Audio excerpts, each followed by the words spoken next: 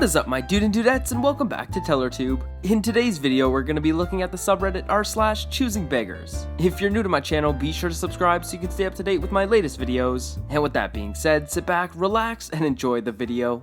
Choosing Beggar accuses me and my boss of being pedophiles. Okay, so after watching countless r/ videos in lockdown, I just had to share this story from my old job. So I used to work in a leisure center with a fairly large kids play pool. It had slides, a pirate ship, rapids, the works. So unfortunately, that meant we got a lot of entitled parents and choosing beggars in the summer holidays. There wasn't a pool like this for about a half-an-hour drive in any direction because we live in rural England, so it was pretty popular. There are so many stories I could tell about working here, but this is probably the best one. It could go in entitled parents, but I felt like this was the best fit.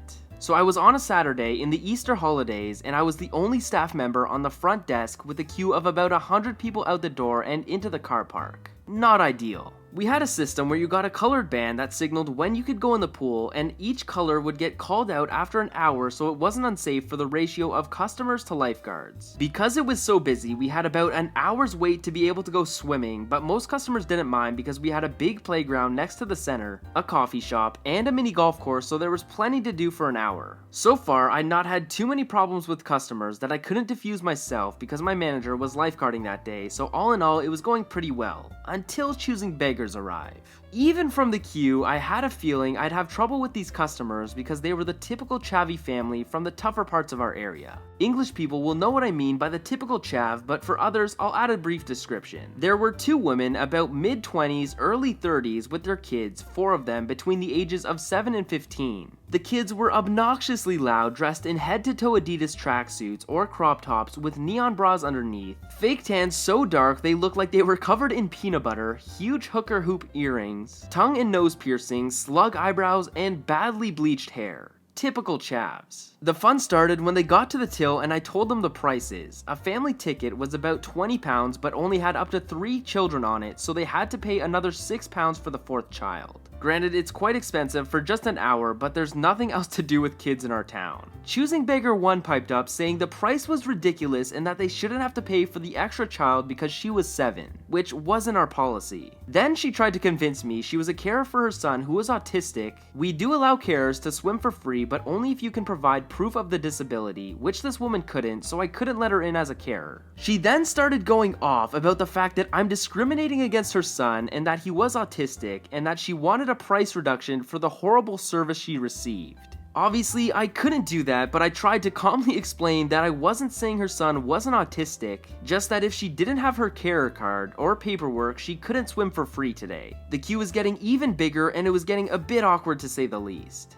Next, the older woman butted in, saying they should receive a discount because they get benefits from the government and can't afford full-price tickets, and that their friend had been given benefit discounts here before, which I knew for a fact was baloney. After trying again to calmly explain that the person that served them had the wrong information, they got even more pissed off. After a few more minutes of going back and forth, I finally could tell them about the wait time for the pool, and once again, they kicked off big time. These choosing beggars demanded free food vouchers for the coffee shop upstairs and again trying to get a discount for the wait, which of course I couldn't provide, but said if they wanted some free activities while they wait, they could use the park next to the center. This carried on for another 5 minutes or so, and they finally paid but demanded to see the manager. Since he was really busy, I said he wasn't available, but they could speak to him after their swim. Sometimes I would do this with problem customers because by the time they had their swim, they'd forgotten all about their petty complaints. They finally left and went to wait for their swim, and I could get on with my day, hoping I wouldn't see them again before my shift ended.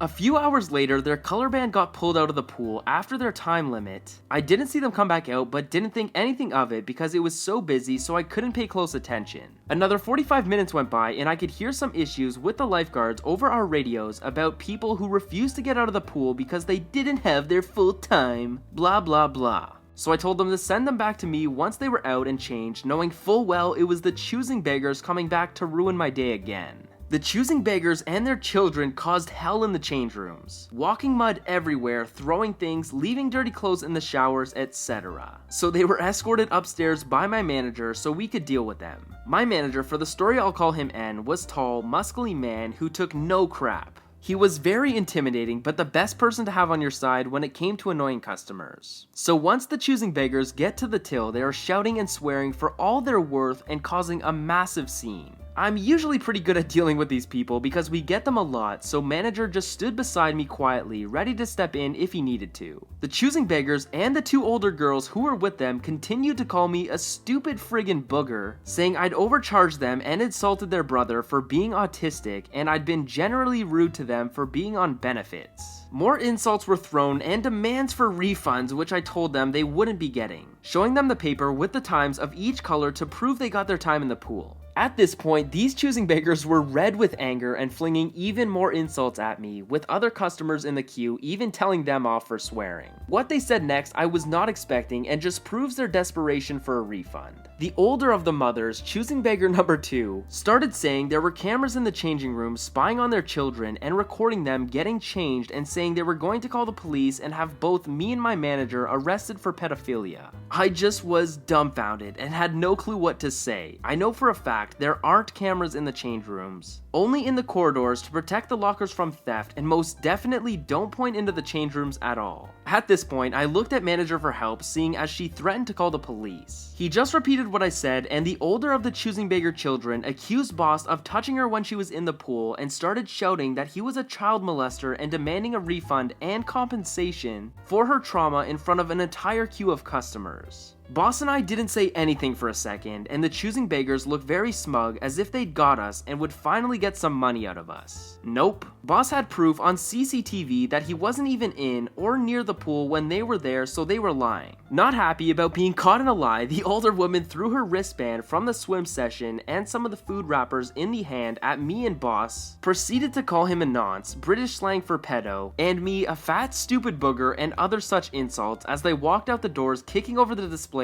and throwing stocks at us from the door, which hit some queuing customers in the crossfire. All that fuss for 26 pounds. Okay, that is absolutely crazy. Like you caused all that ruckus because you didn't want to pay the full amount. Shake my head. When charity isn't needed.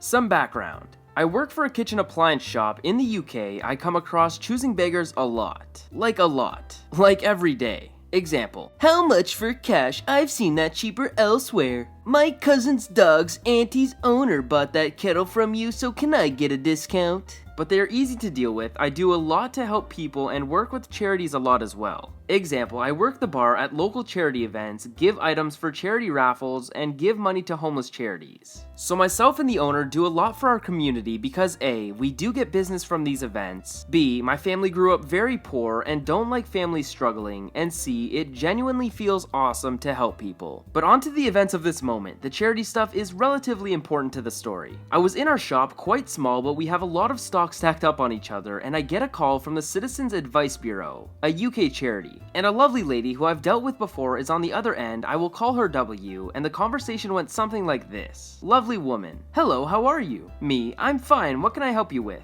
Lovely woman. Well, I was hoping for some help with Choosing Beggar. She's in a crisis and got her crisis fund for a new washing machine and fridge freezer. A crisis fund is used for when you literally have no money and most likely are crippled in debt. Me. Of course I'll help. Send her in. Amazing. She has a £500 fund. A lot for a crisis fund. It's usually between £100 and £200. And we end the call and she emails me the crisis fund details, and not 5 minutes after I get the email, in walks in our Choosing Beggar, and immediately I get slightly confused because she doesn't have the look of someone on a crisis fund. Wearing an expensive brand jacket, brand new Nike Air Jordan 1s in pink and blue, and I knew the trainers were real because I'm obsessed with Nike trainers and have too many. And immediately the conversation went like this. Choosing Beggar. Hello, I'm here to get some items with my crisis fund. Brilliant, I'm here to help you. I also need a tumble dryer and cooker. Well, let's see how much we can do for you. This isn't unusual because a lot of the time these people have nothing in their homes except maybe a microwave for cooking everything. I begin to show her what she can get with her fund and start working things out price-wise, and realize she might have to have one of our secondhand tumble dryers while everything else is brand new. Now, while I'm doing this, she is looking around and spots some things, and she is writing down the items and then comes to our big boy fridges and asks about an SMEG, which is priced up to £1,500. And her eyes light up like a damn Christmas tree. Choosing Beggar. I want this one. That's our most expensive fridge. Yes, but look at it. But... And I want that cooker, worth 799 pounds. This tumble dryer, 299 pounds. And this washing machine, 429 pounds. When can they be delivered? Your crisis fund won't cover it or come anywhere near to cover it. I know, I'll pay the difference. Me, breaking out the calculator, it would come to over 3,000 pounds. I'm sure we could do a deal for all four. How about 2,800 pounds for them all? Me, now getting what's happening. Okay, I'm sure we can do that. What's the address? Choosing Beggar reads off a different address to the address on the crisis fund and then says that's where she's moving to. Okay, give me a second and I'll just check if we have those in stock. Then I go out back and have a nice chat with a lovely woman and give the information and offer to send the CCTV with the audio to her, which she thanks me for and asks for all the CCTV. And I return to Choosing Beggar. Me, I've just spoke to lovely woman, I would like you to leave the store immediately. Choosing Beggar. What? Why the frig would you do that? Because you are taking money off people who really need it. And she storms off like a thunderbolt. Sorry, no massive fight or argument with Choosing Beggar, but lovely woman told me she is in some trouble for fraud by the sounds of it. And lovely woman told me she would keep me in the loop and I might have to go to court as a witness, which I will happily do. Oh my goodness. So this Karen tried to get free appliances and bill the rest of the payment to another address. Now that is crazy. Anyways, I hope you guys enjoyed today's video. If you did, smash that like button as it would really help me out. Subscribe to my channel so you can stay up to date with my latest videos, and I will see you guys in the next video. Peace.